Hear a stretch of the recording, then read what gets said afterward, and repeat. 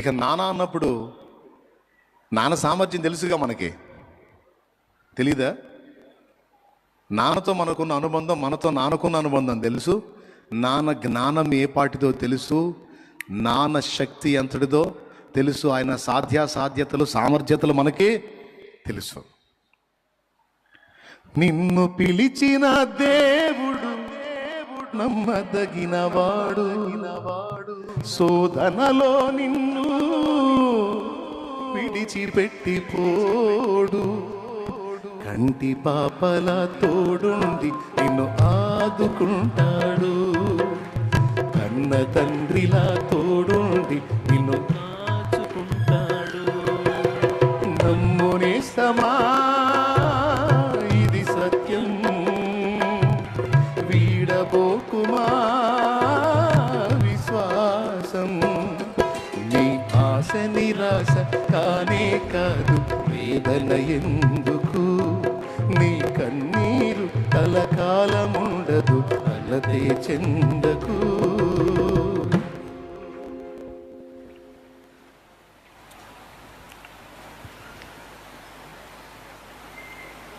మీ నాన్న కోటీశ్వరుడు,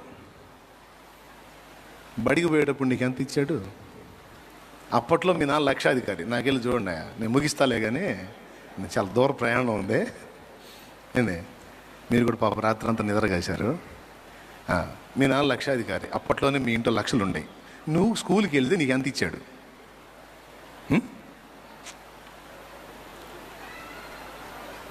రూపాయా? సరే, రూపాయి అంటే ఒకళ్ళకి. నువ్వు చెప్తే వెళ్ళి ఎంత ఇచ్చాడు మా మీ నాన్న మీకు? 5 రూపాయలా?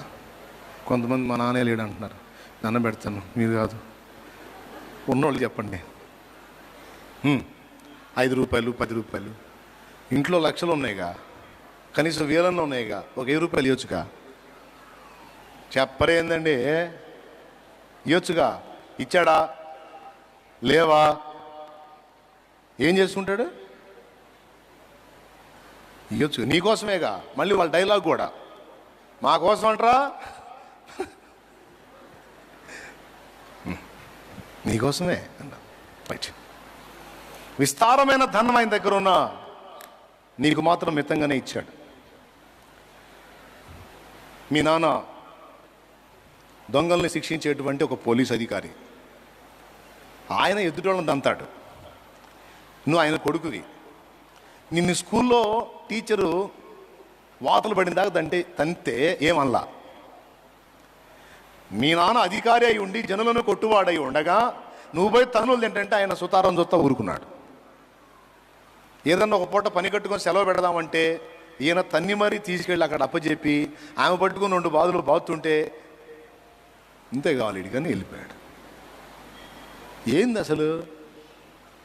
ఆయన కలిగి ఉన్నదానికి ఆయన చేసేదానికి రివర్స్గా ఉంది.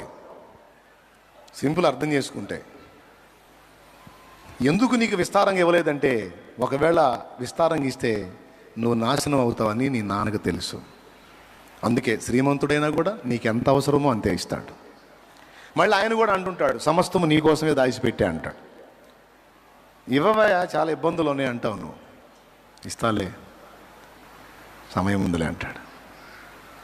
ఇదే కారణం తమ్ముడు యేసుప్రభు నమ్ముకున్న 1000 లక్షలో ఇస్తాడు. ఎప్పుడు అవసరమో అప్పుడు ఇస్తాడు.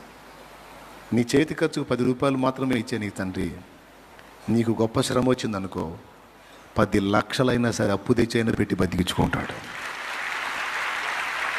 అది నీ ప్రాణం మీదకి వచ్చిందంటే నీ కోసం 10 లక్షలైనా శాంక్షన్ చేస్తాడు. యేసయ్య అంతే, తండ్రి అంతే. ఎందుకు నాకు ఈ ఆర్థిక దారిద్ర్యం అంటే, అందుకు ఒక ఏజ్ ఉంది. ఆ మెట్టుకు నువ్వు వచ్చిన దాకా నీకు మితంగా మాత్రమే ఇవ్వబడిద్ది. ఆ ఏజ్కి నువ్వు రీచ్ అయినప్పుడు ఆకాశవాకిళ్ళు విప్పి పట్టజాలనంత ఇస్తాడు. అందరినీ శాసించే అధికారి అయి ఉండి కూడా నిన్ను పంతులు తంతుంటే మౌనంగా సహిస్తాడు. ఎందుకు? నీకు విద్య అబ్బాలి, పాఠం నేర్వాలి, లేకపోతే భ్రష్టు పడతావు.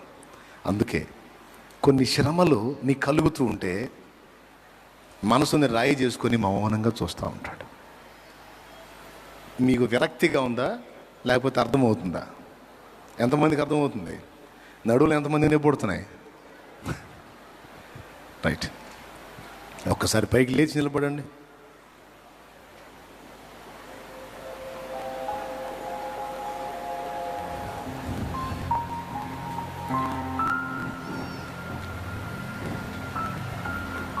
ఇప్పుడు మాత్రం నిజంగా దేవుడు మా నాన్న అనిపించాడయ్యా. నా బాధను అర్థం చేసుకొని ఈ దుర్మార్గుడు తెంపు లేకుండా మాట్లాడతానే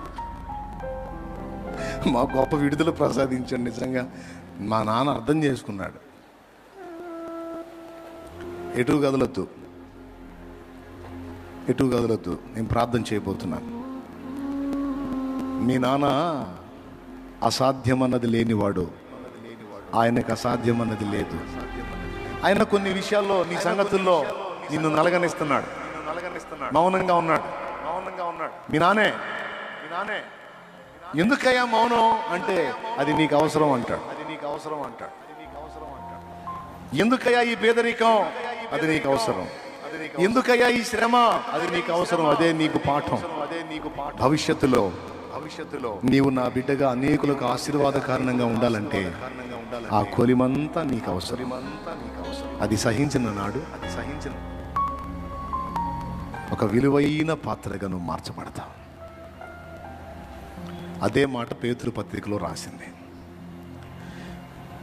అవసరాన్ని బట్టి అగ్ని వంటి శ్రమలు, అవి అవసరం అన్న మాట మర్చిపోవద్దు. ఒకవేళ నిన్ను బాగా కలత చెందిస్తే సంతోషంగా నువ్వు ఆయన దగ్గరికి వెళ్ళి ఆయనతో చనువుగా మాట్లాడి నీ కన్నీళ్లు ఆయన ముందుంచి ఆయన దగ్గర సమాధానం పొందవచ్చు. లేదా ఓర్చుకునే శక్తినైనా అడగవచ్చు, లేదా నేను తట్టుకోలేను నాకు విడుదల ఇవ్వమని కూడా అడగవచ్చు. నిర్ణయం నీదే. నువ్వు గురిగలిగి అడిగితే తప్పకుండా ఓకే వదిలేసే అంటాడు, పోయిద్ది. ఎంతమందికి అర్థమైంది బిడ్డలారా? మీలో కొంతమంది నలుగుతున్నారని నాకు తెలుసు, అందుకు చెప్తున్నాను ఈ విషయాలు. దేవుడు నానైనప్పుడు, నేను ఆయన కొడుకుని కూతురునైనప్పుడు ఎక్కడ లేని బాధలన్నీ నన్నే ఎందుకు చుట్టుముడుతున్నాయి? నాకెందుకు ఈ బాధలు, నాకెందుకు ఈ ఆర్థికలేమి, నాకెందుకు ఈ రోగాలు, నాకెందుకు ఈ సమస్యలు? నిజంగా అంత ప్రేమగల తండ్రి అయితే ఇంత క్షోభలో నేనుంటే అది కూడా ఆదరించడా అంటే దానికి సమాధానం అందరం కలిసి పాడదామా? కాల్చబడకపోతే స్వర్ణం విలువ పొందలేదు, చీల్చబడకపోతే మేఘం వర్షాన్ని ఇవ్వదు, దున్నబడకపోతే భూమి, చెక్కబడకపోతే శిల్పం కాదు, శ్రమల కొలిమిలో కాలకపోతే యేసు రూపు రాదు.